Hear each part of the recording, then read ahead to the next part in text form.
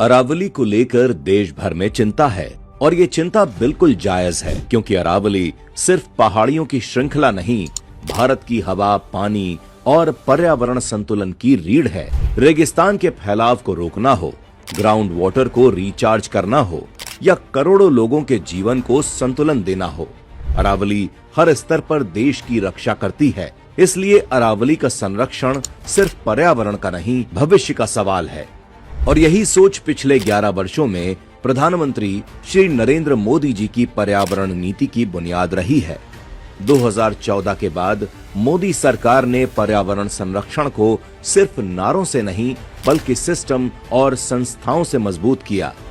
2016 में कैंपा कानून के जरिए पूर्व में रही कांग्रेस सरकारों की वर्षों की नीतिगत अव्यवस्था को ठीक किया गया। मोदी सरकार ने बिखरी हुई व्यवस्था को समेटकर उसे परिणाम देने वाली प्रणाली में बदला।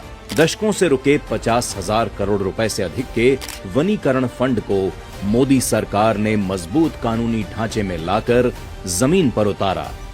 इस फंड का 90% सीधे राज्यों को दिया गया ताकि संरक्षण स्थानीय जरूरतों के अनुसार हो। CAMPA के तहत देश भर में 10 लाख हेक्टेयर से ज्यादा क्षेत्र में वनीकरण और इको रेस्टोरेशन का काम हुआ, जिसमें पेड़ लगाने के साथ साथ नष्ट वन भूमि की बहाली, मिट्टी संरक्षण और जल पुनर्भरण को प्राथमिकता दी गई। यानी 2014 के बाद से पर्यावरण संरक्षण अलग अलग योजनाओं का जोड़ नहीं, बल्कि एक राष्ट्रीय, कानूनी और फंडेड सिस्टम बन चुका है। इसी सोच को आगे बढ़ाते हुए प्रधानमंत्री मोदी जी ने 2024 में एक पेड़ माँ के नाम अभियान शुरू किया, जो आज पूरे देश में जन आंदोलन बन चुका है। और इस योजना के अंतर्गत 80 करोड़ पौधारोपण का लक्ष्य भी पूरा किया गया।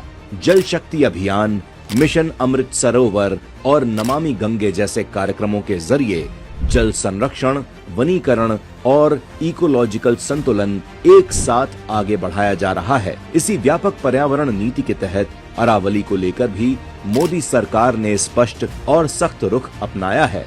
अब पूरी अरावली रेंज में नई खनन लीज पर रोक है। वन क्षेत्र, इको सेंसिटिव जोन और वेटलैंड में खनन पूरी तरह प्रतिबंधित है। जहां खनन पहले से चल रहा था, वहां भी सुप्रीम कोर्ट के निर्देशों के अनुसार सख्त निगरानी और अतिरिक्त शर्तें लागू की गई हैं। साथ ही ICFRE के जरिए science based sustainable mining management plan तैयार किया जा रहा है, ताकि पर्यावरणीय क्षमता से बाहर कोई गतिविधि ना हो। अब एक बात साफ है कि चाहे अरावली हो, जंगल हो या जल स्रोत, मोदी सरकार के लिए पर्यावरण संरक्षण कोई प्रतिक्रिया नहीं, नीति है। प्रकृति के साथ कोई समझौता नहीं और विकास के साथ कोई ढील नहीं। यही है नए भारत की पर्यावरण नीति।